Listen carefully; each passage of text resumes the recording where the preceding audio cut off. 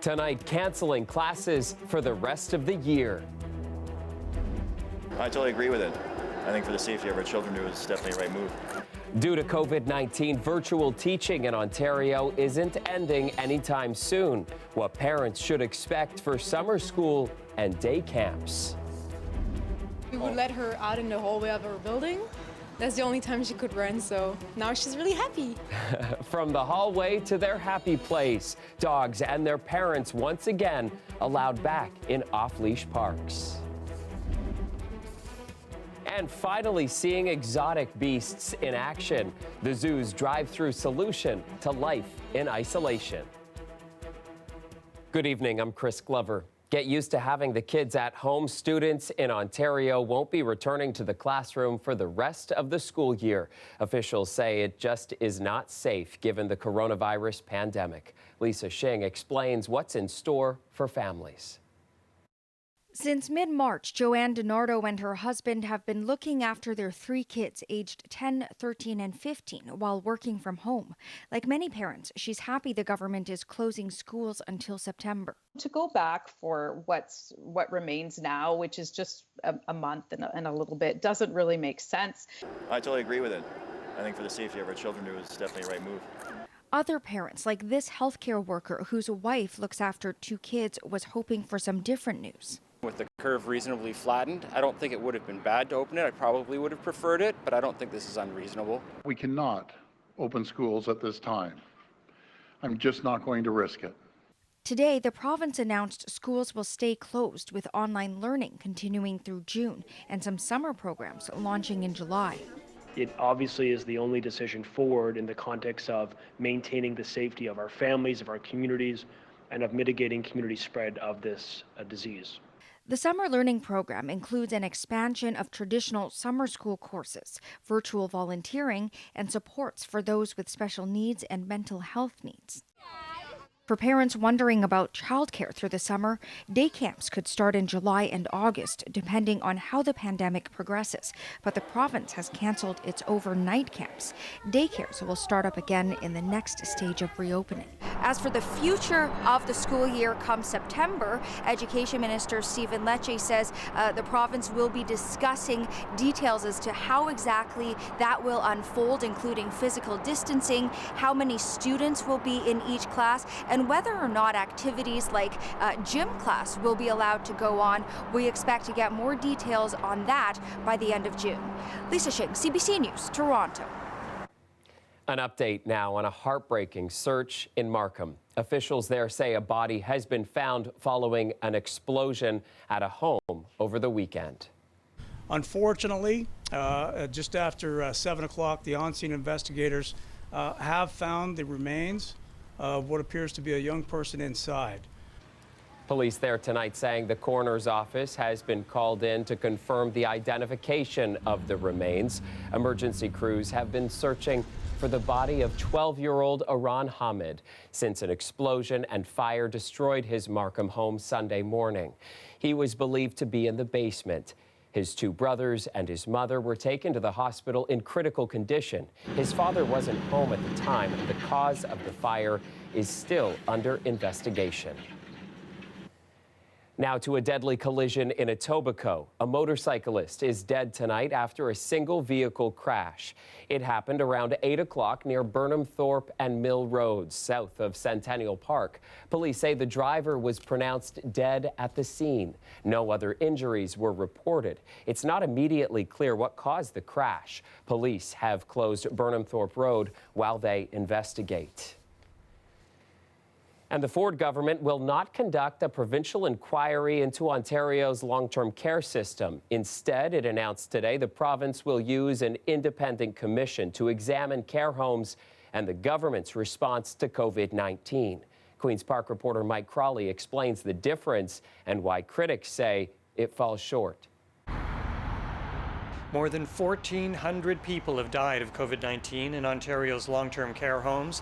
Now, after asking the military for help and after promising an iron ring around Ontario's seniors, the Ford government announces an independent commission into long-term care will start its work in September. It's going to be fully transparent, like we've been transparent right from day one. of this crisis. We have been moving decisively and swiftly because Ontarians deserve it. The COVID-19 pandemic in this province has been largely defined by its impact on long-term care. People living in nursing homes account for 70% of all deaths. 5 staff have died too. These homes have all witnessed at least 40 deaths or more among residents. The government offered no details today on the mandate of its commission, who will lead it, or a deadline for finishing its work. The New Democrats want a full-fledged public inquiry instead. No one has asked for yet another Ford government-controlled commission. We owe it to the thousands of staff and residents who lost their lives to get to the bottom of this. The Premier says a public inquiry would take too long. It's very simple. We need to fix it now. Ontario deserves more. The people, the families deserve more and a quicker result. What's the big difference between a public inquiry and an independent commission? A public inquiry is always led by a judge with the power to compel anyone to testify. A commission can move more quickly, but it has less power and its members are appointed by the government. The last time Premier Ford launched an independent commission, it concluded the Liberals left a deficit of $15 billion, a finding that both the Auditor General and the Financial Accountability Officer later rejected as an exaggeration. Mike Crawley, CBC News, Toronto. Tough questions tonight for a Hamilton retirement home. Following a COVID-19 outbreak, residents were moved into a hospital, but it's now been discovered they forgot one person. An outbreak was declared at the Rosslyn retirement residence earlier this month. On Friday afternoon, paramedics got the residents out, but one man's family had repeatedly insisted he hadn't been transferred and was still in the building. He was finally found Saturday night after being alone for 18 hours. The home says the mistake was due to several issues, one being they didn't have any of their regular staff working there due to the outbreak, and there was no up-to-date master list of residents. An extension to tell you about at the border. The Canadian-American border will remain closed to non-essential traffic for another month. That Canada and the United States have once again agreed to extend by 30 days the current measures in place along the border. This is an important decision that will keep people in both of our countries safe. It was the right thing to further extend by 30 days our closure of the Canada-US border to travelers other than essential services and goods. But we will continue to watch carefully what's happening elsewhere in the world and around us as we make decisions on next steps. Both countries reached an agreement back in March to temporarily close the border to non-essential travel while keeping it open to commercial traffic and essential workers who cross for their job. The agreement was set to expire on Thursday, but officials agreed it's too risky to open it up just yet. Thousands of businesses were allowed to reopen in Ontario today, some for the first time in about 2 months. From retail and pet grooming to some individual sports and health services. Angelina King has more on what's open and the rules they'll have to follow. This record shop is officially back in business. But before you can go inside, there are some rules. You have to wear a face covering, and you might have to wait outside. They're only letting in 15 people at a time. And when you are inside, there's hand sanitizer, reminders to keep your distance, and protective shields. We just want to make sure that everybody feels comfortable, that they truly do have the physical distancing. And it's working. Do you feel safe while you're out shopping? Yeah, because they practice the self-distancing. I'm impressed. I'm really impressed. It just makes things less stressful. And if people still aren't comfortable going inside, there's still curbside pickup. Getting ready to open took some time. The second that we got shut down, we started, talking about how we're going to reopen. Over at this pet groomer in Etobicoke, a sense of relief, and not just for humans. It's been too many months that the dog has gone without its proper grooming appointment.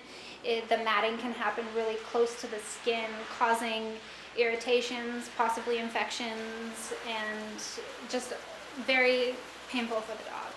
And they're busy, booking appointments into July. They're only allowing one customer in at a time and asking they wear a mask and gloves. Along with street entrance retail stores and pet groomers, some individual and outdoor water sports can also begin, but without spectators. All construction can start up again, and scheduled surgeries can resume, same with mental health services like in-person counseling. This psychotherapy clinic is taking advice from its regulatory body and staying closed. They're still offering virtual appointments, which they say will likely continue post-pandemic. It's really convenient for people, you know, after work, if they don't want to make a trip out to the office to see their therapist in person. Some other business owners say the way they're doing things now might just stick around long after the pandemic is over, especially when it comes to those health and safety measures like hand sanitizer and shields. They say, why not continue to focus on health going forward? Angelina King, CBC News, Toronto. So as shops opened across the city, so did some important services, including dog parks. We sent our Natalie Nanowski to one to see how owners and their furry companions are enjoying the new freedom. There were a lot of tails wagging at this West End dog park. She doesn't normally play with dogs, so she's very excited. And not just other dogs, but being able to approach other people was also a treat. She needs a lot of socialization. So when we didn't have it, it was like a lot of leash work. It's the first time many of these pups can be off leash and get all that pent-up energy out.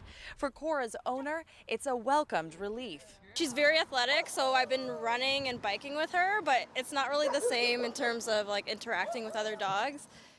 Mayor John Tory announced the opening of the city's dog parks today while he was walking through one in East York.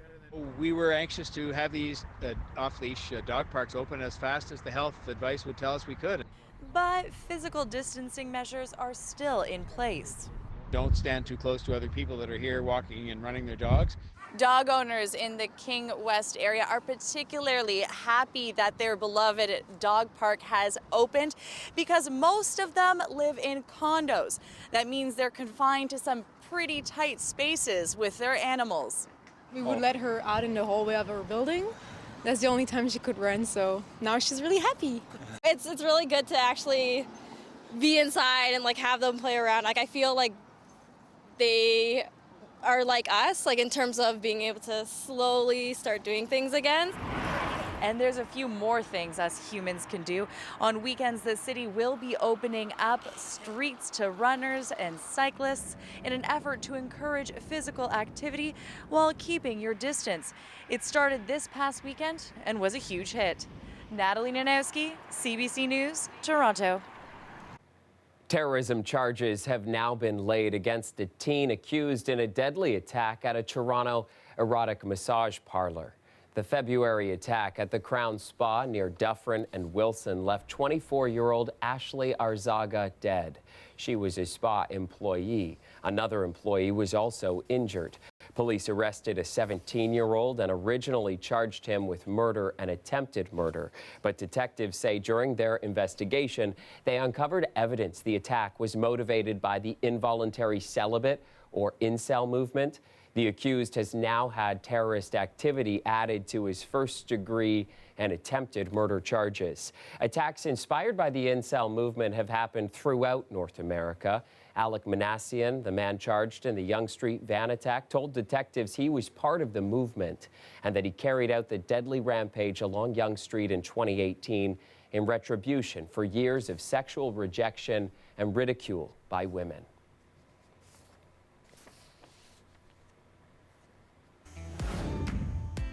All right, we're going to take a short break, but coming up, people in Toronto are ditching 4 wheels for 2. We're experiencing a large number of consumers that are either new to the world of cycling, that have perhaps cycled in their early days and now returning to it. Greg Ross is going to have the bike biz boom and how the city is responding to an increase in cycling on our streets right after the break. Plus, boy, we've all been in this together, of course, and in this together with the weather and the rainy conditions. Well, finally, that pattern changing. I'm meteorologist Colette Kennedy. Stick around after the break. I'm going to tell you not only about the sunshine we're going to be seeing for several days, but the warming temperatures as well.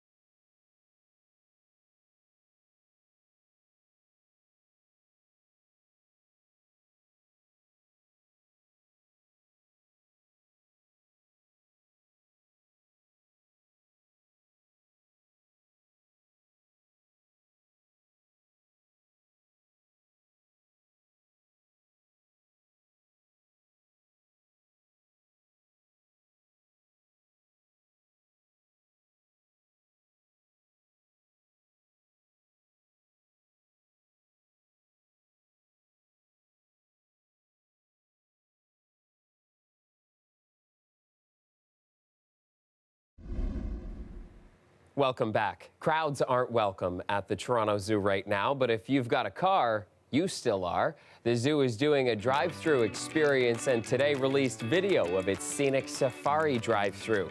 Visitors will get to see the zoo from a whole new perspective as they drive on staff-only roads, pedestrian walkways, and even through the lion cave in the African savanna.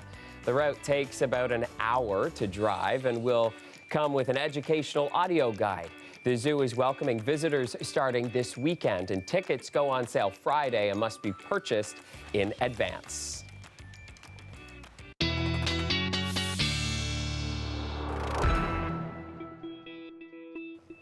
Too bad we can't walk around the zoo because the weather is finally heading in the right direction. Colette Kennedy joins us now with the good news. And Colette, I think people are going to like what you have to say tonight. Thanks, Chris. Yeah, I feel like finally my popularity in the polls is going to be going up because finally we have a weather pattern where we're seeing some sun coming in and it sticks around. It's not just a one-day only kind of event. So we do have the clearing skies overnight tonight. Few areas may still have a little bit of cloud cover in the morning, like from Hamilton around towards the Niagara region, but it seems like those clouds are making their way out of here. And then the sun, the pattern with sunshine, will be here for several days before we get into a return to precipitation, and through that period too, temperatures also on the rise. As well, a little bit of the humidity by the time we get to the weekend. Maybe that won't be so popular, but we'll see. It's about time for that too. Our daytime highs today, because of that easterly wind coming in off the lake, a little bit cooler towards Hamilton, just 14 degrees. And certainly we're going to have an easterly breeze again tomorrow. So near the lakeshore, it'll feel a little bit cooler. But Windsor was up to 20, Ottawa up to 20, and Oshawa today, you saw fewer clouds in the afternoon, and that temperature popped up to 19 degrees there. Now watch as this was through the evening hours, how the clouds were receding. And then we go through the overnight, still a little bit hanging in there near the Niagara region, but that continues to move away as we get towards tomorrow morning, and then we get into sunshine, full sunshine through the day. It means through the overnight hours. By the time we get to Wednesday night, we're looking at clear skies, and the pattern continues. Now, I do have the sun just sliding off a little bit because southwestern Ontario towards Thursday, towards the end of the week, Thursday, Friday, a little bit of cloud cover is going to move in, but it still looks like the next best chance for precipitation is into next week. Now, something could change a little bit towards the end of this week, but for now I'm keeping that next system to the south of us and not putting it in the forecast. Overnight double digits into southwestern Ontario, 11 degrees for you. A little cloud cover hanging in there for Windsor, and it'll be there in the morning, and then you'll see things breaking up as well. A little more cloud cover though towards Leamington. Anywhere further south, and you get a little more sunshine. Sarnia going up to 19 because of that. Around the GTA, the temperatures tonight with more clear skies or clearer skies. Markham 8 degrees, St. Catharines though, that cloud cover actually helps keep some of the heat in, so 11 degrees for your overnight low. But you'll have some sun there tomorrow, so 21 degrees, beautiful conditions. Markham up to 19, and we'll go with 17 degrees for Toronto, 17 degrees Mississauga there at Pearson. But that warming trend I mentioned, Thursday up to 19, Friday, now that's more like it, 23 degrees, a little humidity comes into the weekend, and those temperatures, Chris, going to highs in the mid-20s, so running about 5 degrees above seasonal for a change. 5-star forecast, Colette. Thanks very much. The weather update is brought to you by Train, the most reliable heating and cooling brand. We test, so it runs. Take advantage of special offers now. It's hard to stop a train. Even before the weather started improving, there was a huge uptick in bike sales. Greg Ross went to find out if it's a temporary COVID phenomenon or if the trend is here to stay. We just saw a drastic spike in spring given the conditions that are out there.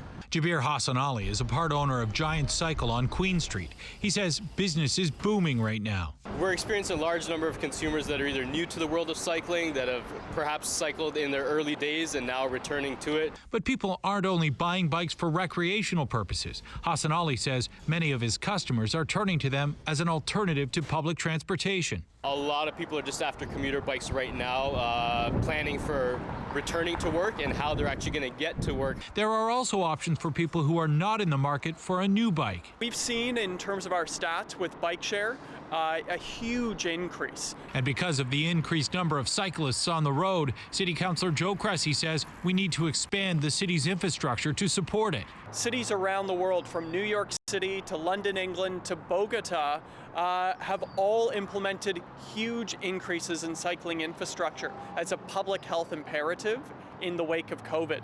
But some wonder if the short-term gain from expanding bike infrastructure could lead to long-term pain. If we rush into things, it's not easy to reverse a decision to close a lane or to take away parking. That infrastructure is permanent. City Councillor Stephen Holliday says it could cause major problems when people return to work, especially for those commuting from the suburbs. As more and more people go back to work and choose to drive their vehicle instead of taking the public transit system, we may see extremely acute congestion during rush hour. Holliday is also concerned about spending money to make those changes when we could be headed for a major recession. But Cressy says we can't put a price tag on issues of public health. What our medical officer of health at the city, Dr. Eileen Davila, has said very clearly is that we need to expand and accelerate safe distancing on sidewalks and with new bike lanes.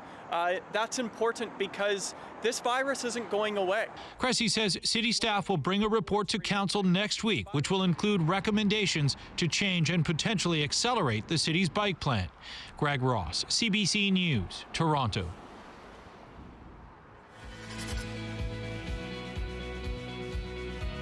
After the break, today's Frontline Hero. Stick around for that, and we will be right back.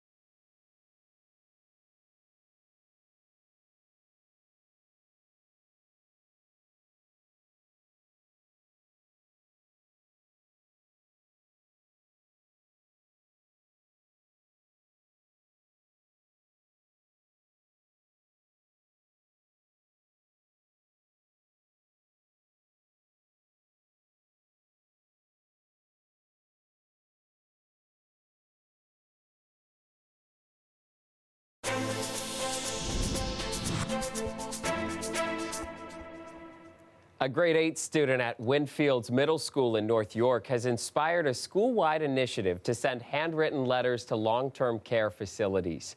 14-year-old Austin Evans is behind the project, and not only that, he wants to deliver 50 lunches to those without homes. Here's more from Austin about his initiative. Hi, I'm Austin, and like most of you, I'm stuck at home during this time of isolation. But I wanted to do something to help out more than just doing my part of staying home and flattening the curve of the virus, but I wanted to do something above and beyond. So I was emailing back and forth with one of my teachers, and we decided that a good and a fun project would be to mail letters to people in nursing homes, to the staff, to thank them for risking their lives every day as frontline workers to protect people in the home. But also, I wanted to write to the residents because they're the most vulnerable group during this time, so they must feel very scared. Also, they might be very alone because they can't get visitors anymore. In total, I managed to write 15 letters to different homes across the city, and I just hope I brought a smile to someone's face. Oh, and I bet you did. What a great initiative. Good job, Austin. If you'd like to share a story about your frontline hero, tag us on social media or email us at cbc.ca/Toronto. And that is our show for you tonight. Have a great night.